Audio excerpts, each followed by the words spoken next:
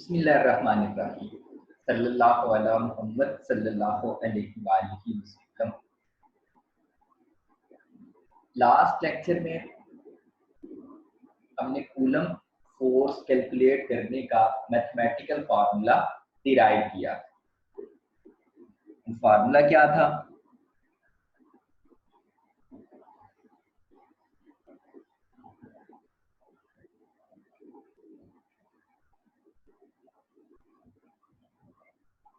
F is equal to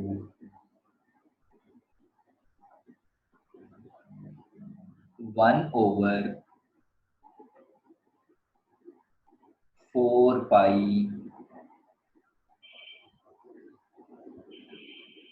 epsilon naught Q1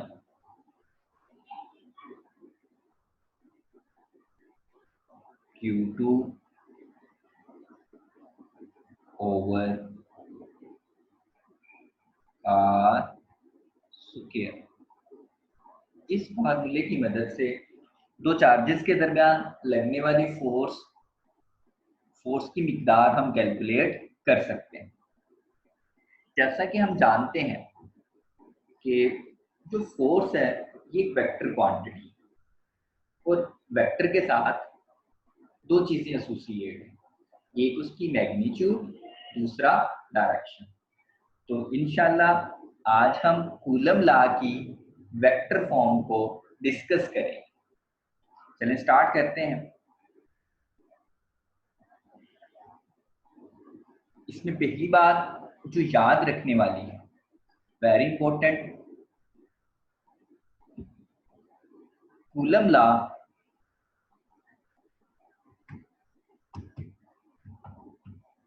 Coulomb's law ओबे Newton third law, Newton third law. Also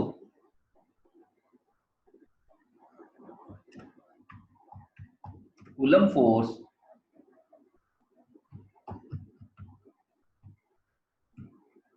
force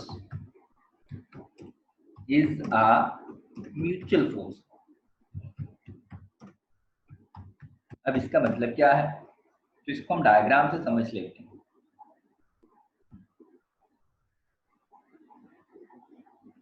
We have 2 point charges। हमारे पास 2 point charges हैं, एक की magnitude है Q1, एक की मिकदार कितनी है Q1, दूसरे की मिकदार Q, दूसरे की मिकदार है Q2।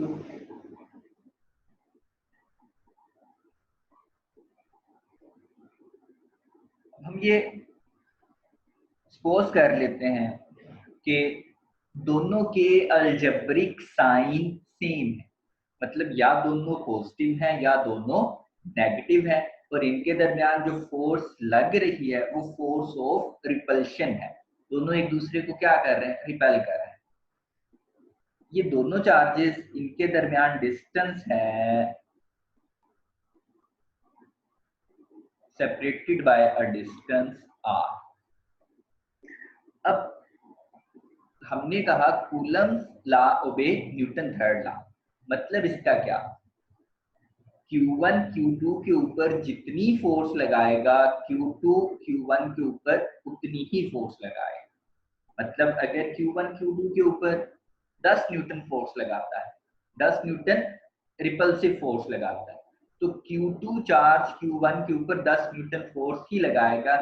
सिर्फ दोनों में क्या फर्क होगा, दोनों फोर्सेस की डायरेक्शन क्या होगी, अपोजिट होगी। इसी बात को हमने क्या करना है, प्रूव करना है। और म्यूचुअल का भी यही मतलब है कि जितनी फोर्स Q1 Q2 के ऊपर लगा रहा है, Q2 Q1 के ऊपर उतनी ही फोर्स लगा रहा है, सिर्फ क्या फर्क है, दोनों की डायरेक्शन अपोजिट है। तो चलिए स्टार्ट करते हैं। अब हम यहाँ रिप्रेजेंट कर देते हैं, क्योंकि फोर्स एक वेक्टर क्वांटिटी है, दोनों फोर्सेस आपस में क्या होंगी, दोनों की डायरेक्शन एक दूसरे के अपोजिट है। तो Q1 Q2 के ऊपर जो फोर्स लगा रहा है, इसका नाम हमने रख दिया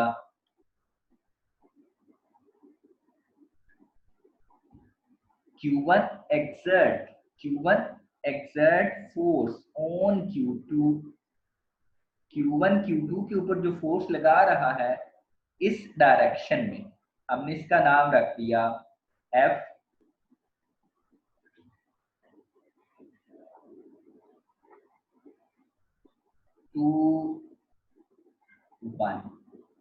अब 2-1 का क्या मतलब है, तो इसको याद रखिएगा, जो पहला सबस्क्रिप्ट है ये शो करता है जिस चार्ज के ऊपर फोर्स लग रही है, और दूसरा सबस्क्रिप्ट शो करता है, पहला 2 शो करता है चार्ज 2 के ऊपर फोर्स लग रही है, दूसरा सबस्क्रिप्ट 1 शो करता है कि Q1 Q2 के ऊपर फोर्स लगा रहा है।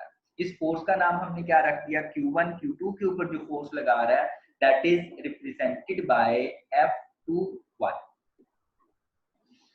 फिर इसकी डायरेक्शन के लिए, किसी भी वेक्टर की डायरेक्शन के लिए हम क्या करते हैं, यूनिट वेक्टर इस्तेमाल करते हैं। तो F21 की डायरेक्शन के लिए हमने यूज किया यूनिट वेक्टर, इसकी डायरेक्शन के लिए F21 की डायरेक्शन के लिए वो यूज है unit vector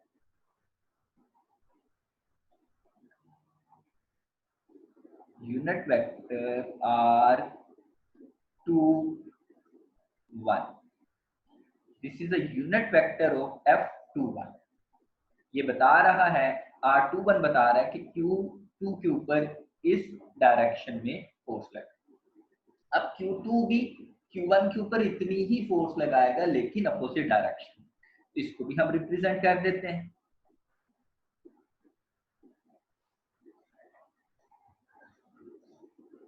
this is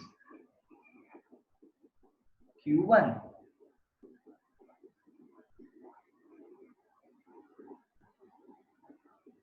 this is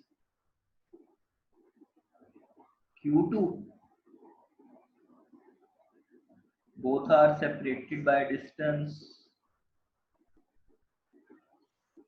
R। अब Q2 Q1 के ऊपर जो फोर्स लगा रहा है इसका नाम हमने रख दिया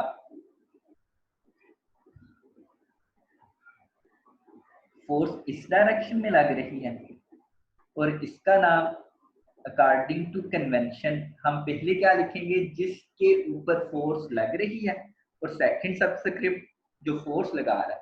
तो Q2 Q1 के ऊपर जो फोर्स लगा रहा है that is represented by F12, और इसका यूनिट वेक्टर हमने लिख दिया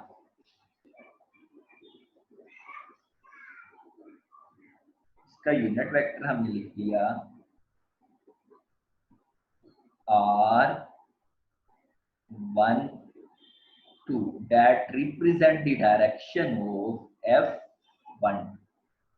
चलिए इनको हम लिखते हैं। अब फर्स्ट ईयर में चैप्टर 2 में हमने पढ़ा था, कोई भी वेक्टर है, वेक्टर ए, अब इसको लिखने का तरीका क्या है, इसके साथ दो चीजें एसोसिएट हैं, एक इसकी मैग्नीट्यूड, दूसरा इसकी डायरेक्शन, और डायरेक्शन के लिए we use a unit vector. अब हम लिखना चाहते हैं सिंपल, बहुत इजी, हम लिखना चाहते हैं F21 को लिखना चाहते हैं, F21 को हम लिखना चाहते हैं, तो बहुत आसान, देखें F21 इसकी मैग्नीट्यूड हम इस फार्मूले की मदद से F is equal to 1/4 Q1 Q2 over R square, इस फार्मूले से हम क्या कर सकते हैं, इसकी मैग्नीट्यूड लिख सकते हैं, और डायरेक्शन के लिए हमने यूनिट वेक्टर यूज किया R21। तो we can write here, first पहले हम लिख लेते हैं, चलिए ओके, F12 पहले लिख लेते हैं, इसके साथ दो चीजें एसोसिएट, एक इसकी मैग्नीट्यूड हम इस फार्मूले से कैलकुलेट कर सकते हैं, तो F12 is equal to 1/4 pi epsilon naught into Q1 Q2 over R square. This is magnitude और इसका यूनिट वेक्टर क्या है R21 that represent the direction of F21। साथ हमने इसके क्या लिख दिया R12 जो क्या बता रहा है हमें F12 की डायरेक्शन बता रहा है। This is equation number 8।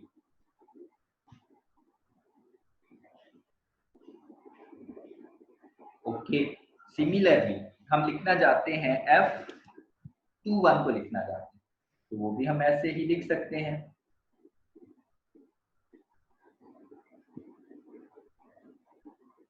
F21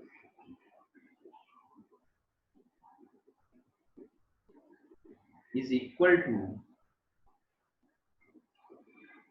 1 over 4 pi epsilon naught Q1 Q2 over R square, Q1 Q2 over R square और इसकी डायरेक्शन के लिए हमने यूनिट वेक्टर इस्तेमाल किया R21 तो साथ हमने क्या रिप्रेजेंट कर दिया R21 that represent the direction of F21. This is equation number B. Okay, अब अगर हम गौर करें डायग्राम के ऊपर तो R21 और R12 दोनों में सिंपल क्या फर्क है, both are unit vector. Unit vector किसको कहते हैं जिसकी मैग्नीट्यूड क्या होती है 1। इसका मतलब दोनों R21 और R12 दोनों की मैग्नीट्यूड क्या है 1।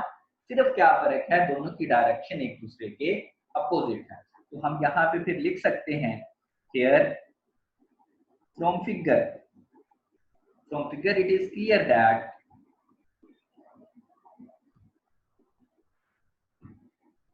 from figure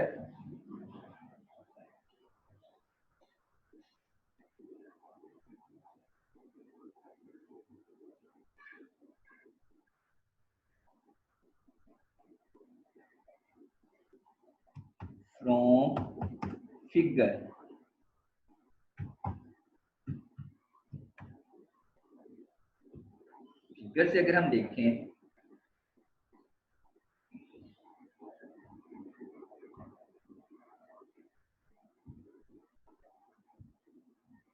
from figure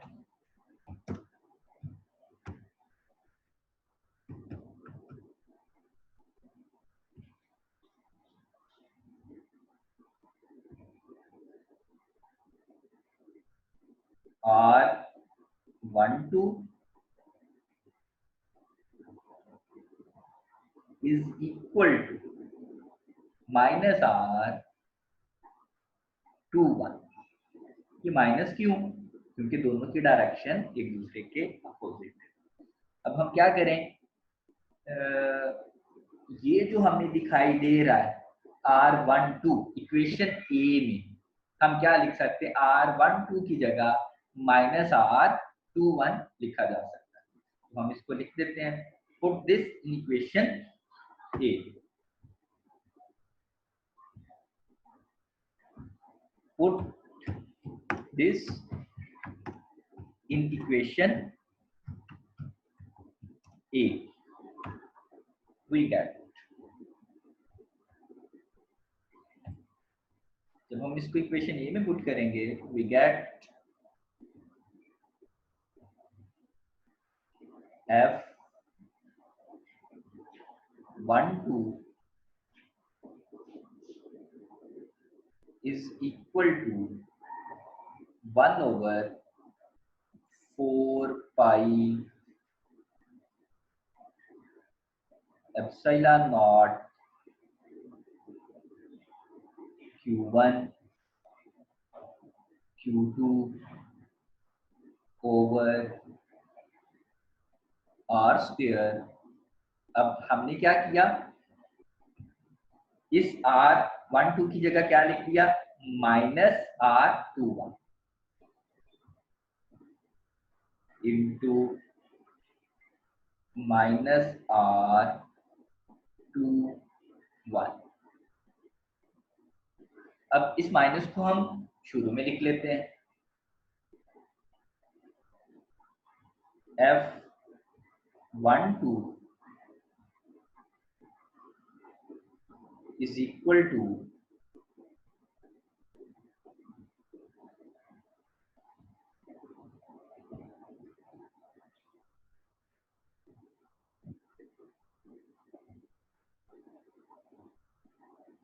one two is equal to 1 over 4 pi epsilon naught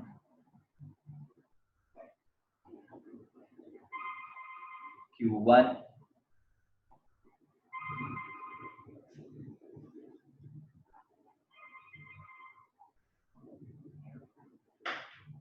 अस्सलाम वालेकुम। हेलो, वालेकुम अस्सलाम जी सर। अल्लाह पाक की रहमत, तुसी सुनाओ।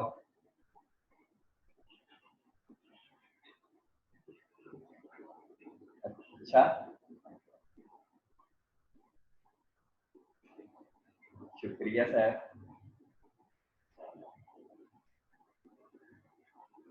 शुक्रिया मैं क्या, हाँ जी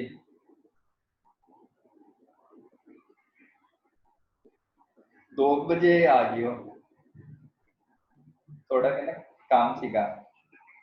नहीं मैं वही मैं लेक्चर ही बना रहा सी। हाँ जी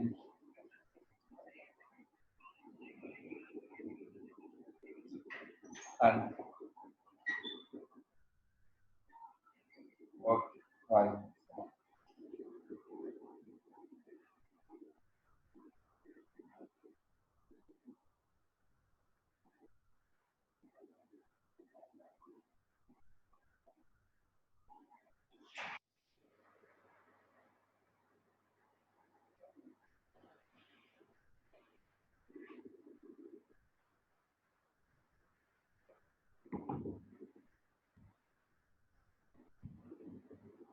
Q1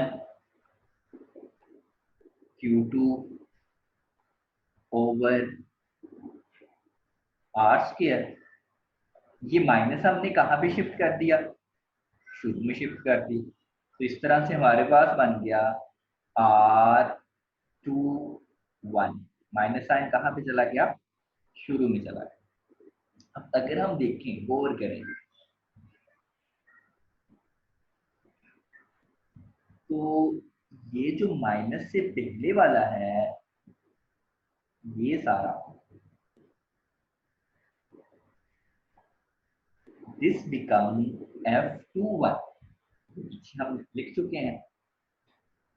F21 is equal to 1 over 4 pi epsilon naught Q1 Q2 over R square into R21। इसका मतलब है हम इस बॉक्स की जगह क्या लिख सकते हैं, F21। तो we get the final result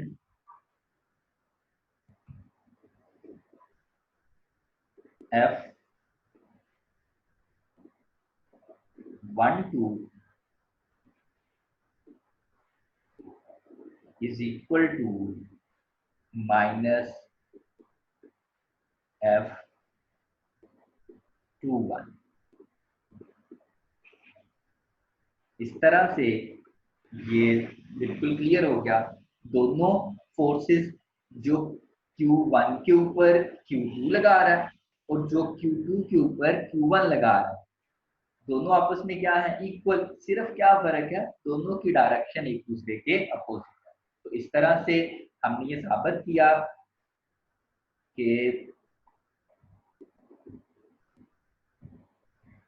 hence